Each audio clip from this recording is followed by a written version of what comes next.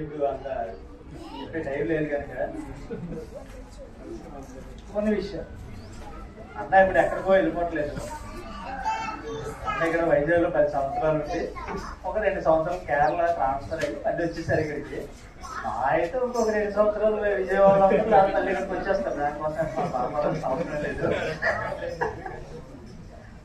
ఎందుకంటే ముఖ్యంగా రవాణి చెప్పారు ఏంటంటే స్టేటస్ బట్టి అన్న నాకెంత స్టేటస్ ఉందని మన మందిరంలో ఎప్పుడు చెప్తారు. ఆయన తెలుసు,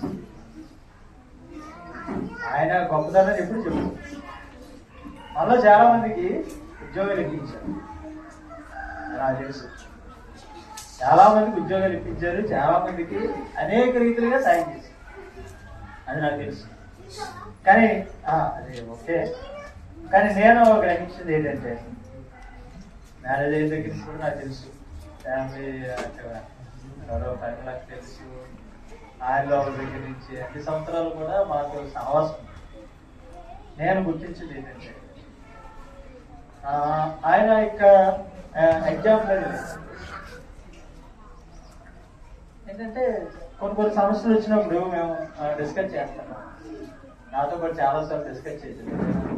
మందులు అయినప్పుడు కానీ లేకపోతే ఎవరికైనా విశ్వాసులు అయినా లేకపోతే బయట ఎవరైనా కానీ ఎవరైనా కొంచెం కష్టాల్లో ఉన్నప్పుడు షేర్ చేసుకుంటాం. ఇలాగే ఉంటే బాగుంటుంది కదా, మనం ఎలా చేద్దాము అలా చేద్దామని చాలా విషయాలు షేర్ చేసుకుంటాం.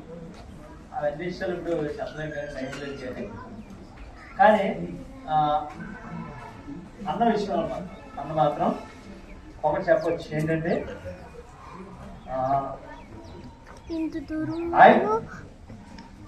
సంఘంతో పాటు చేసినటువంటి ప్రార్థనలు చాలా ప్రూఫ్స్ వచ్చాయి.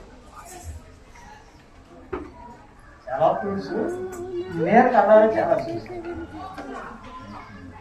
ఎందుకంటే ఆయన చెప్పారు కదా, ఎప్పుడు కూడా ఇంటెన్షనల్లీ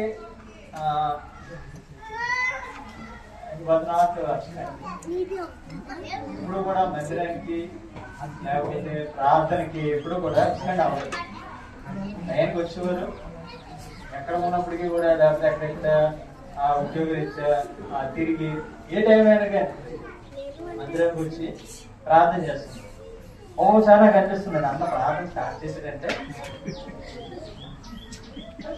చాలా నాకు అనిపించింది. మొత్తం నేను టైం చూసుకున్నాను, మొత్తం గంట బాగు చేసి వెళ్ళిపోయాను. అది ఎవరికి ఆయనకి అర్థమైపోయింటుంది. తర్వాత బయటకు వచ్చి అన్నాడు, అవకాశం వచ్చినప్పుడు వదిలి పెట్టకుండా సంఘంలో అందరి కొరకు ప్రార్థన చేసి పడేది అన్నాను. మరి నేనేమంటాను ఇంక దానికి, సంఘం కొరకు అందరి కోసం ప్రార్థన చేసుకుంటే వెళ్ళిపోవాలి. అయితే బాగున్న వాళ్ళు ఉంటారు, బాగాలేదు వాళ్ళు ఉంటారు, కూర్చోళ్ళు ఉంటారు, కూర్చోళ్ళు ఉంటారు, అందరూ ఉంటారు. వాళ్ళు అందరి కొరకు ఎవరినో వదిలిపెట్టే పేరు పేరు పేరు పేరు పేరు మీరు నమ్మరు. నేనగా ఉన్నాను కానీ మీ కుటుంబంలో ఉన్నటువంటి చాలా మంది పేర్లు నాకు పూర్తిగా కొంతమంది పేర్లు తెలియదు. కొంతమంది పేర్లు తెలుసు కానీ కొంతమంది అయితే పేర్లు తెలియదు. కానీ ప్రసాద్ నాయక్ అన్నకు మాత్రం ఏ టు జెడ్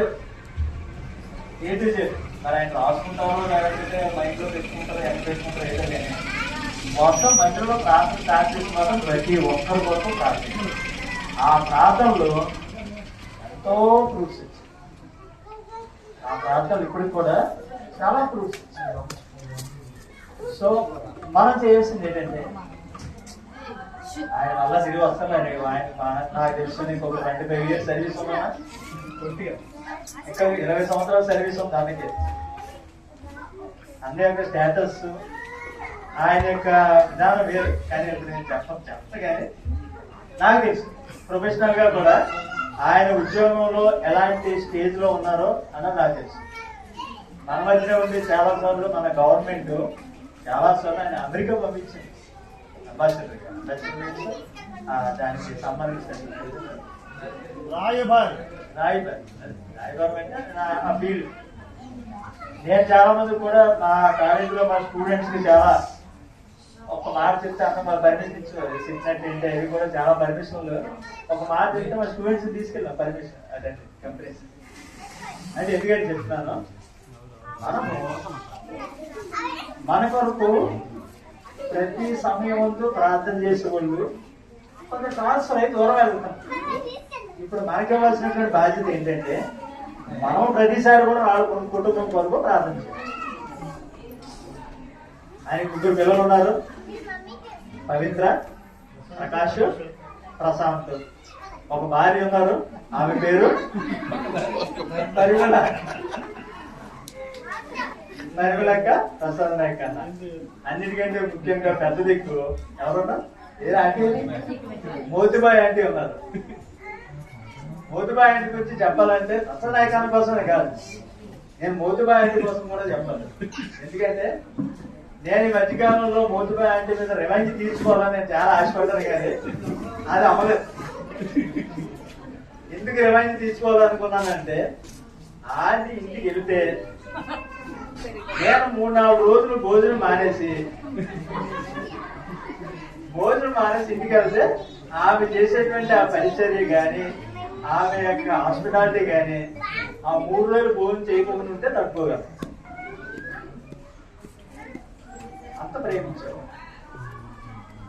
నేను చాలాసార్లు అంటూ ఉండేవాడిని, అదే వద్దు బాబోయ్, వదిలేండి నన్ను, వదిలేండి బాబోయ్. కానీ ఎప్పుడు కూడా ఆమె ఆ విషయంలో కాంప్రమైజ్ అవ్వాలి.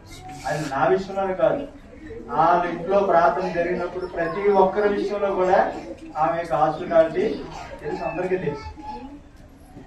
ఈ మధ్య కాలంలో రాముల నాయక్ అంకులు చాలా మంది తెలిసి ఉండొచ్చు, కొంతమంది కానీ తెలియకపోవచ్చు.